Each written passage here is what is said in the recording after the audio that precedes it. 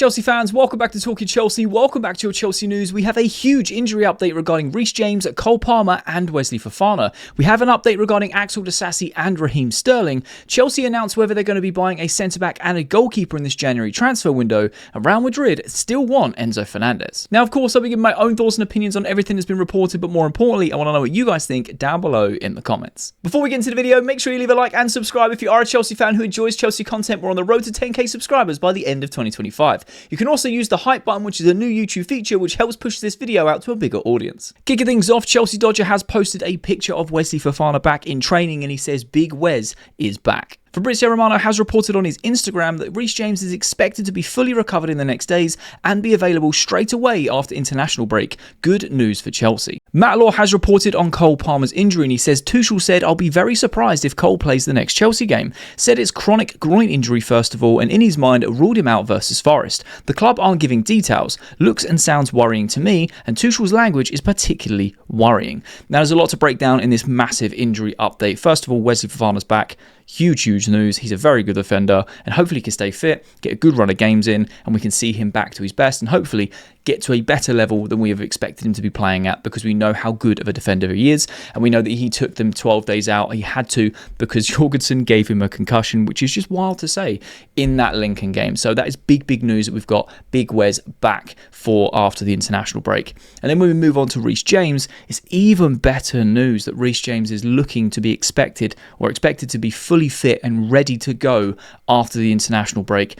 I was having palpitations the last few days about Reece James's injury, thinking, please do not be serious. Please do not be out for a long time, because he's gone for such a long stint of fitness and a good run of games where we know that when you mix those two things together with Reece James, he just becomes the best right back in the world. He's incredible. He's unbelievable. So the fact that he's going to be expected to be back to full fitness for the after the international break is amazing news for us Chelsea fans, because it means that we can see more of Reece James. Maresca's going to be over the moon too, and it does go to show that it was more of a precautionary risk to take him out of the international games, just to make sure he is fully fit and ready to go back for the domestic season after this international break. Because honestly, if we had Reece James dropping and we have all these other players dropping like flies, it's going to become a very massive problem for Chelsea, an injury crisis, so to say. And I know that word gets thrown around a lot. We currently have something like 8, 9, 10 players out already, and we're hoping that some of them come back. We're fully expecting Tosin to come back as well after the international break. There's been no updates of him as of yet. No one else either. Maybe Andre Santos should be expected to come back too, which would be a big plus. It just gives Enzo more options in that midfield. But then we move on to Cole Palmer's injury, which I think is very worrying. I agree with what Tuchel's saying in this. And Tuchel's kind of like a third party in this, because he has no affinity to Chelsea other than the fact that he wants Chelsea players to play for the England squad. Fair enough. So he can give an honest opinion and honest thoughts. And again, this is what Matt Law said, a very reputable source. And he's saying that he's very surprised if Cole plays the next game. He said it's chronic groin injury, and in his mind, he's ruled him out versus Forest. Now, there's something that backs this up, which I've purposely not spoken about, and a few people have here and there, because I didn't want to read into it too much. But in the celebrations of the Liverpool game, like after the Liverpool game, there was a video that kind of surfaced where Joel Hatto was excited, runs and jumps into Palmer, and Palmer reacts very sharply and holds his groin and is kind of like, "Bro, what are you doing? I'm injured." And it gave signs that he's nowhere near full recovery. Now, again, I'm not an expert in the medical field, right? I couldn't tell you whether that's just a normal thing, it's just caused him pain, whether he is actually nearer to full recovery than it seems, or if he's still going through the injury process. But when you have this linked up with that video, it kind of looks like he's going to be out for a lot longer, which is very worrying for Chelsea, in a sense that we're not going to be seeing Cole Palmer for a little while. Now, obviously, there's been no confirmed dates of his return. There's been no real updates from the club, and that I also find that very interesting and also very worrying, because the club are usually pretty transparent when it comes to the injury side of things. Even if it's a case of not saying that they're going to be out for a long period until they have to announce it, but they say that the tests are being done, waiting for the results, blah, blah, blah, blah, blah. All we've had with Cole Palmer is from Enzo saying we've got to have a meeting this week, got to see what's going on. And that's been it. We're now in international break. Nothing's been said. So whether Enzo is fully expected to come back just before, maybe in the pre-match press conference for Forest, and give us an update on Cole Palmer's injury, we're obviously hoping and praying he's back for that game because he's such an important player for us. And after this international break, we've got a run of very, very important games that we want him to be playing in. We want him to be at his best. We don't want him to be rushed back. We've not seen him in the last few games. Then got the international break on top of that. So we are still currently in the timeline of where we're expecting him to be out. I think it was between three to 4 weeks, but that looks like it could be more 5 to 6 weeks. Given on what Tuchel said, given on that little video clip of how Cole and Joel Hatto interacted, it was very, very sharp from Cole Palmer. It was instant. It was like, what are you doing? I'm injured. And you could very clearly see that he caused him a bit of pain, even if it was unintentional, right? I didn't want to look into it too much because I thought it was just one of those things. But when you line it up with something like that Tuchel said, it kind of paints a bit more of a worrying picture. And like he says, the club aren't giving details, and it looks and sounds worrying. So I'm hoping he doesn't need surgery. We know that he's been suffering with this groin injury for a long, long time now. He's been playing through the pain. We've been trying to rest him here and there where he can. We've given him a number of games rest now, a few weeks rest, plus the internationals. I'm just hoping and praying that we do not have to send him for surgery to fix this, because that means it's an even lengthier process in terms of recovery. And then he has to obviously get used to playing basically with a new groin. And we know that when you have groin surgeries, hamstring surgeries, calf surgeries, anything like that, players come back very, very different. One, it's a psychological thing as they want to get injured again, and they're fully aware that they're still recovering. And two, it just actually has taxing sort of things on the body, right? Hamstring injuries, you can lose a yard of pace, things like that. So we've seen this time and time again throughout the seasons. Michael Owen, Fernando Torres. There's a few others that have had long spells where some players come back and they're perfectly fine. They might just be a bit more hesitant in terms of going into challenges. But there's a big case study for a lot of players that have these types of injuries that come back and lose that yard of pace, or they lose that instinct or whatever. Not to say he's going to lose ability over it, because I don't think he will, and I'm hoping it doesn't go down that route. But it's a very mixed bag in terms of this huge injury update. Cole Palmer looks very worrying still, which isn't good news. However, Big Wes is back, which is massive for the centre-back scenario, giving Enzo Maresca more options. And Reece James is expected to be fully fit after the international break, which again is huge for us Chelsea fans, because it means we still have that rotation of Gusto, Reece James and Asamoah, who can play centre-back and can also play right-back. So it's just very good all round in that sense, but worrying for Cole Palmer. So let me know your thoughts and opinions down below regarding the individual injuries. Are you happy that Wes is back? How are you feeling on the Reece James injury? And what are your thoughts on Cole Palmer's injury? Will he be out for a long time? Will he need surgery? Or are we overthinking this and he might be actually back for the end of the international break? Chelsea recently did an interview with Buonanotte, and he speaks about how Enzo Fernandez helped him and Garnacho settle at Chelsea. And he goes on to say, Enzo was the first to write to me when my arrival at the club was confirmed. I was very grateful. That tells you what a good person he is. I don't need to say anything about what he's like on the pitch, because he's a wonderful player and everyone can see that. But on top of that, he's a great person. He is always trying to help Garnacho, me and everyone else. Enzo is a fundamental pillar here. He is our captain. I'm very happy to share so many moments with him and learn from him every day. He goes on to talk about Garnacho specifically. He says, I have a very good relationship with him. I already knew him from the national team, but now we share a lot on a daily basis because we are the same age, and that makes things nicer. He might have had problems at a club, which can happen to any player, but that doesn't take away from the fact he is a wonderful person, and here at Chelsea, we are very happy to have him. I absolutely love this, and I just wanted to kind of touch on this a little bit because I speak about Enzo Fernandez quite a bit. Every opportunity I get, he's one of my favourite players, and it's not an agenda just to kind of say how good he is, but I've mentioned a few times over the last year or so that Enzo Fernandez is stepping into this leadership role, whether or not he's being asked to, or he just is that type of person. He loves this club. You can very much see that, and the passion of when he's playing and how he argues with the players, how he gets involved with the players. There's that sort of semi-viral clip of him and Reece James butting heads after a goal scored, really getting in the zone, going to war with each other as a team, right? And I absolutely love that. But it's also really nice to hear the behind-the-scenes stuff like this. Now, when we were signing Garnacho, one of my takes and a lot of other people's takes were, we've got Enzo Fernandez. He's going to put an arm around him. He's going to, welcome him into the culture of Chelsea. He's going to be like, right, none of that stuff, all that stuff at United's not going to slide here. This is what we do. And it's very nice to know that that's kind of the route that's happened from Buonanotte and Garnacho's perspective. And basically him saying, yeah, he's a great person. He wrote to me. as soon as my transfer was confirmed, I got a letter from him. He's a great person. We know how good he is on the pitch, but behind the scenes, he is our captain. And it's not to take anything away from Reece James. This is obviously the Argentine connection between the three of them, but they look up to him, and him saying that he's a fundamental pillar at Cobham, at Chelsea, is just really good to hear, because I feel like even the Chelsea fans now are very divisive on Enzo Fernandez, and we're going to talk about him a little bit later in the video. There's some rumours regarding Real Madrid not wanting to leave him alone, and I've got some more I want to talk about it specifically on Enzo. But I just wanted to kind of bring this up, and I like the fact that what Buonanotte said on Garnacho as well kind of gives us more of an insight into his character, because again, with Garnacho coming to the club, myself, not very excited about it. I said I was very curious, but I'm warming to Garnacho a lot. I think that he works hard, and I like what he's doing on the pitch, and I feel like he will come good for Chelsea. And there is definitely a shift in mentality, shift in persona while he's put a Chelsea shirt on, and you can kind of see that and feel that vibe when he's playing, and from what you see and hear from behind the scenes. And Buonanotte kind of confirms that, saying, yeah, loads of stuff going on at United, cool, that can happen to any player, but here, he's just a lovely person, and he's happy to be here, and we're happy to have him. It's just really good news, because I think that was a lot of fans' big concern, was Garnacho was going to be the troublemaker, the problem, he's going to come in and disrupt this dressing room. But the fact that Enzo has put his arm around both of the other Argentines, who are national teammates as well, who know each other through various routes of football, have now got this togetherness of like, this is how it works, this is the culture, this is how we train together, and this is the page we're on. So either get on that page or like leave. Do you know what I mean? It's that type of, this is how it is.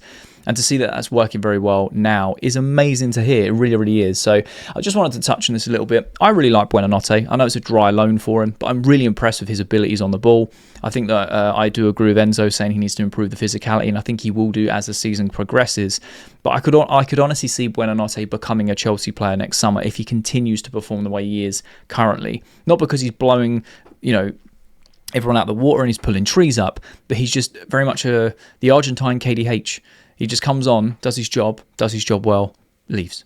And I think every squad needs a player that can do that role, especially with Cole Palmer being in doubt now. We're going to have a bit of a rotation in that number 10 role until he's back. So I think Buonanotte is going to get a lot more minutes, play a lot more competitions. But yeah, I really like this interview from Buonanotte. It makes a lot of sense, and it's just nice to see. Like I mentioned, I think it's yesterday's video, I like hearing the behind-the-scenes type of things that we only get to see through very small windows. And it's nice to know that the Argentines are all getting on, settling in, and Enzo's making them feel welcome, and they see him as the captain from a captain, if that makes sense. Obviously, we know Reece James is the captain, but they look up to him in that sense, and he is a big pillar behind the scenes. So let me know your thoughts and opinions down below regarding the three Argentines. What are your overall thoughts and opinions? Did you think that Enzo Fernandez was going to take these guys under his wing and kind of settle them in? Do you think that Garnacho was going to be a problem? What have your views changed on any of these players? Let me know your thoughts and opinions down below. Sky Carver have reported that Chelsea are working to find clubs for Raheem Sterling and Axel Disasi in January. The players are keeping fit, and it is also up to them to agree to any deal which may materialise. Now, I just wanted to touch on this because we knew this from, I think it was the end of the transfer window. It was like a little bit of a week there where PFA got involved, wanted to make sure that Chelsea were treating them right. They were training facilities and all the sort of player well-being and care that was done, and they were taken care of, which PFA were more than happy with. But the one big thing that PFA did is they stepped in and said they're going to have individual coaches to try and make sure they get a move away from Chelsea in January. And it looks like that is very much, the wheels are in motion, and they're keeping fit, and they're doing everything along. It's just nice to have a little bit of an update regarding these two, because I feel like they're going to be the first two out of the door in January. And to be honest, I feel like they're going to want to be the first out of the door in January as soon as they have these opportunities. All I'm hoping and praying is, it does say here that it's up to them to agree to any deal. But it was in the summer as well, and they turned down a lot of deals to move away from Chelsea. So either they're going to run down their contract, and that's the boat they're going to set sail in. That's the bridge they want to cross. Or they get to the point where, like, do you know what, I just want to play football, so I'm going to take a move away, which might pay me a little less, or it might be to a club that I'm maybe not got any affinity with, or maybe I'm open to taking that new chapter now. Maybe Axel Disasi might just say, do you know what, I'll do a Bournemouth, I'll do a Wolves, I'll do whoever sort of comes in for him, and I'll go play football, because I'm still of an age where I've got years left, to be playing at the top level. Even though I don't feel he's Chelsea quality, he is a good central defender. Do you know what I mean? So I think you can't deny that. He is a good centre-back, just not at the standard that Chelsea need him at. When he played at Aston Villa, they liked him, didn't come in for him because of the whole PSR issues and restrictions. But with Raheem Sterling, it's very different because is in the position where he can just run his contract down for the next few years, take all the money from Chelsea, and then just dip. And I'm still trying to decide. Obviously, I don't know Raheem Sterling personally. None of us do, right? I'm not trying to put words in his mouth. I'm just trying to see it from both sides of the coin, where it's like Chelsea's perspective, Sterling's perspective, and what would I do? Well, if people are going to come in and offer me ridiculously low wages compared to what I'm on, then I'm going to be more incentivized just to not play football and keep cash in my check. Just training, do the bare minimum of obligations on my contract, have some more family time. Sounds great to me. But I feel like, and this is just me as a person, I would get to a point where I'm like, no, I just want to play football. So I will take the pay cut. I've made my money here, more than enough. I've not even been playing. I've been keeping fit, training. Yeah, let's go play some football for a club at a lower wage just to get back on the pitch and start doing things.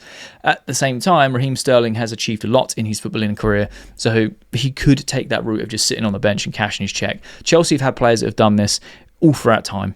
We had a goalkeeper once, I think it was late 90s, early noughties, sat on the bench for like 4 years, played like 3 games, if that, and he was on 40 grand a week. He just didn't have no interest in playing. Used to turn up to train and do his bare minimum and then just be like, yeah, I'm just here to finish my contract, run it down, and then I'll see you later. Like, we've had loads of players do that in the past. It's not a new thing. I wouldn't begrudge him for it. It's frustrating as a fan because it's a lot of money we're paying him to do nothing. And again, thinking of it from a work perspective, imagine having a colleague that does absolute bare minimum and gets paid like 4 or 5 times your wages. You'd be like, what is going on? Either get rid of them or move them on or actually do some work. But it's a very complex situation in terms of what Sterling wants to do, how there's contracts involved and the terminations of that and trying to get moves away.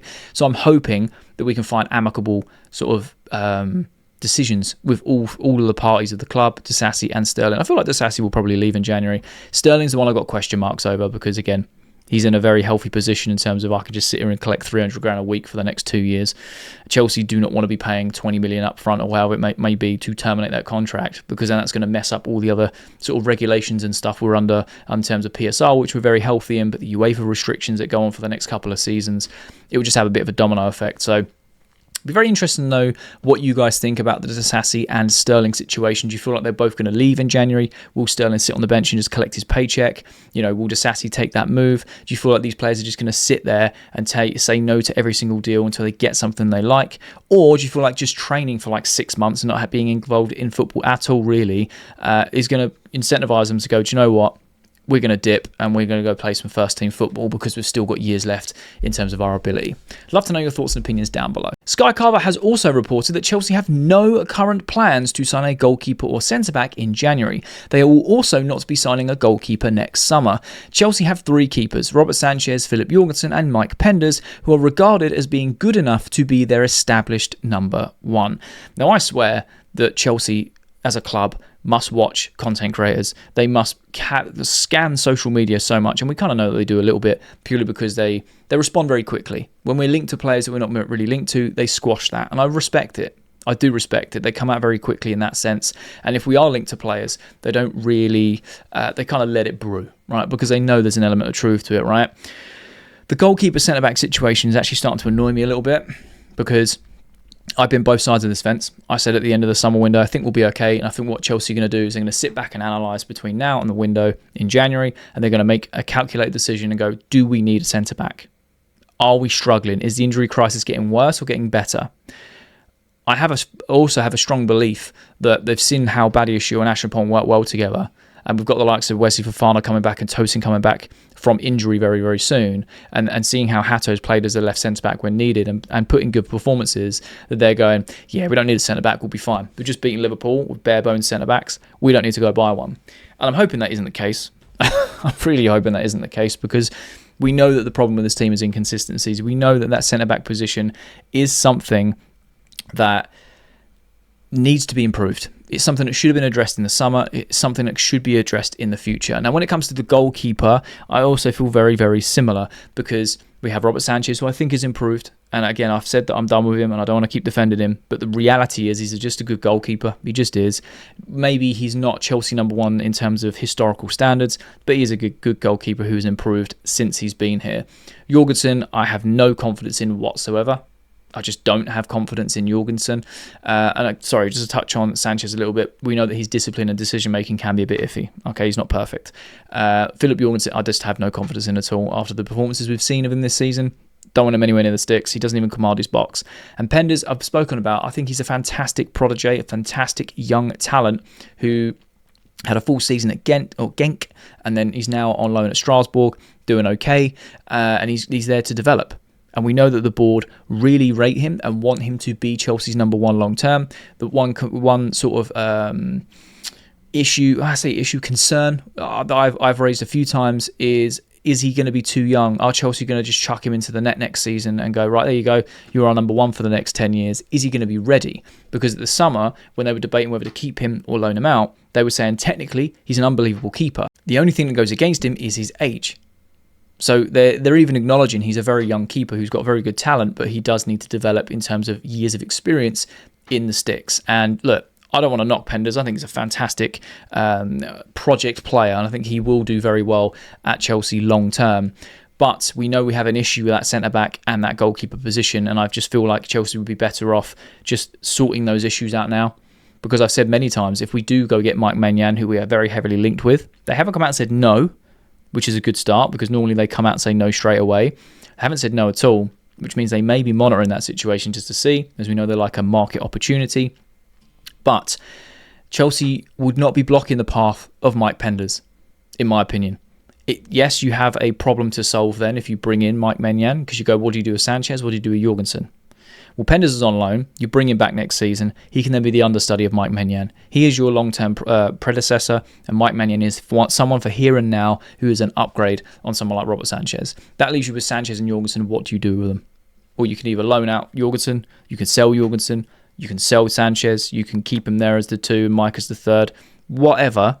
I just think that scenario is a lot easier to manage than just sticking it out with Sanchez, Jorgensen, and Mike Penders coming back, because like I said, Sanchez has improved and he has got better. I think it's undeniable that he's got better. He's still not perfect. He still makes mistakes, of course, and it's frustrating as a fan, especially someone who's absolutely hated him and has gone and kind of, not converted, but kind of seen the other side of like, he is actually all right, to be fair. Jorgensen just instills me with no confidence. No confidence at all. We've seen the performances he's put in and it's just woeful. And I don't know. I just feel like we need to strengthen in that department. So the fact that they're coming out saying they've got no plans to sign a goalkeeper and centre-back in January just frustrates me as a fan. And I'd love to know your thoughts as well, because every time there's any links around centre-backs or goalkeepers, Chelsea then come out and say they're confident with who they've got. And I just think it's a bit foolish if we don't even go into that market and try and reinforce, or just at least reassess the available players we've got and who is available on the market, and try and bring someone in for the here and now to help the players that are gaining experience on the job. That's just my opinion though. I would love to know your thoughts down below. And Defensa Central have reported scouts from Real Madrid watched Enzo Fernandez during Chelsea's 2-1 win over Liverpool and were left adamant a deal should be struck. The Argentine midfielder wants to play for Real Madrid, but his price tag of 130 million euros is a huge problem. And then they've asked a question, can you see Enzo playing for Madrid? Now, I want to start off by saying this is Defensa Central, it's paper talk. Don't know how hit and miss they are, how reliable they are. But again, I like to react to this type of news and have a conversation with you guys, because you guys are awesome. I genuinely love this community so much. We've been speaking about Caicedo in previous videos. PSG, Madrid, keeping an eye on him. We also had a little story of Real Madrid keeping an eye on Enzo and Caicedo for any future transfers, that type of thing. And a lot of you guys were saying, I'd rather sell Enzo, keep Caicedo. And I find that wild. I also understand it, right? I hear it, I see it. But I would like to keep Enzo Fernandez. I really would. And I feel like if Chelsea are asking for £130 million and Real Madrid do not want to pay that, then he stays our player. It's as simple as that. Earlier in the video, we heard how important he was behind the scenes as one of Chelsea's main pillars, how the Argentines look up to him as the captain, how he's very nice as a person, how he tries to help everyone, treat them right, and make sure everyone's settled in on the same wavelength, and tries to do his best on the pitch. Are his performances inconsistent? Yes, from time to time. But you look at the back of last year or last season's performance, he did very, very well. His best season in a Chelsea shirt. This season, hit and miss with his performances, yes. But when he is playing well, he's playing incredibly well. And he's only going to get better. Enzo Maresca has unlocked a side of Enzo Fernandez we've not seen before as his box-crashing midfielder. But he can also sit a bit deeper and do the job that we've seen him do under Pochettino and other managers at Chelsea. I really like Enzo Fernandez. However, if Madrid were to come in with 130, 140 million euro offer, or whatever it may be, even it's pounds or euros, whatever it may be, then yeah, of course Chelsea will take it. But I honestly do not see Chelsea selling Enzo Fernandez for a little price, because they've made it very clear that Enzo Caicedo is the partnership for the future. We're already seeing how much it's flourishing across last season, and this season it's already taken to a new height, because Caicedo's hit another level of form, and Enzo Fernandez is, trying to find his feet, but is playing a few games consistently now, putting that shift in, and his form is getting better. I think it was fantastic against Liverpool. A few other games this season, he's been very, very, very good. I always go back to it. The Brentford game we drew. Yes, we lost the points, and that kind of took the headlines. But I think Fernandez was fantastic during that type of game as well. And I think he is just that type of player. When he's cooking, he's cooking. When he's not, he knows it. But we now have options to bring him off. We have the likes of Andre Santos. We have the likes of Dario Sugo for Caicedo. We've got Romeo Lavia. And you can't tell me, as a Chelsea fan, when we've got Lavia, Caicedo and Enzo in that midfield, that you'd go, yeah, get rid of Enzo. I think those three working together is unbelievable. Caicedo-Enzo works very well as a partnership, because Enzo does the things that Caicedo doesn't, and vice versa. I think they complement each other very well. But when you add Lavia into that mix, oh, mate, we're cooking on a different level. And I think it's the best midfield three in the Premier League, if I'm being honest. It's just about keeping Lavia fit and having a run of games, those three working together. Because when we are playing a game with those three together, they absolutely cook. Absolutely cook. And Liverpool's a prime example of that. And even before Lavia came on, regardless of that. Do you think Real Madrid are just doing this season on season, international break after international break, to try and drum up interest and see if Enzo Fernandez is willing to do that? Now, I wouldn't put it past Enzo if a dream would be to play for Real Madrid, because for a lot of players, that is the pinnacle, the end goal of going to someone like Real Madrid. They are an incredibly big team, if not arguably the best team or biggest team on the planet, right? They've won the Champions League 15 times. They're just incredible in that sense, historically, rich with history. But I feel like Enzo has settled himself in and become an important pillar. I would agree with that sort of statement from Buonanotte at Chelsea since his arrival, and he seems to love the club. So it'd be very interesting to know what he would want to do. If a genuine opportunity arose for him to go to Real Madrid for around that sort of money, I'm sure Chelsea would probably have that conversation. Would Enzo want to take that move? I think he would, personally. I wouldn't like to see him go, but I think that could be an option or an exit for him if he goes for an incredible run of form and a big money move comes in. But I also do not see Real Madrid spending 130 million euros as a minimum for someone like Enzo Fernandez. I just don't see it. And Real Madrid very rarely spend big money like that. They have in recent seasons, but I don't see them going to do that. You look at how they dealt with the Kylian Mbappe scenario. They weren't willing to go to PSG and buy him out. They waited till it was like free agent territory, negotiated something and got something over along a lot cheaper than what it would have been to buy him out while he was still under contract at PSG. So I think they're probably going to try and do something like that. The problem is everyone at Chelsea's under like an 8-9 year contract, so they'll be waiting a long time, or at least until it's affordable for Madrid to come in with a big bid. But anyway, I'd like to know your thoughts and opinions down below regarding Defence Essentials post about this. Do you think Real Madrid actively want Enzo Fernandez? Because this interest hasn't gone away for many seasons now. Do you think Enzo Fernandez would jump at the opportunity to go to Real Madrid? Do you think Chelsea would be willing to sell Enzo Fernandez, knowing how important he is in that midfield partnership with Caicedo, and the fact he's under a long contract, and the fact we spent so much money on him? Do you think Real Madrid would pay the big bucks for him? I'm very interested to know your thoughts. And that's the latest Chelsea news. Let me know your thoughts and opinions on everything that's been reported down below in the comment section. I love having a conversation with you guys. And if you have watched this video all the way to the end, firstly, you're a real one, and I mean that, you're a real one. But secondly, there'll be a thumbnail appears on the screen. So if you are a Chelsea fan who enjoys Chelsea content, make sure you click that thumbnail because you'll enjoy that video too.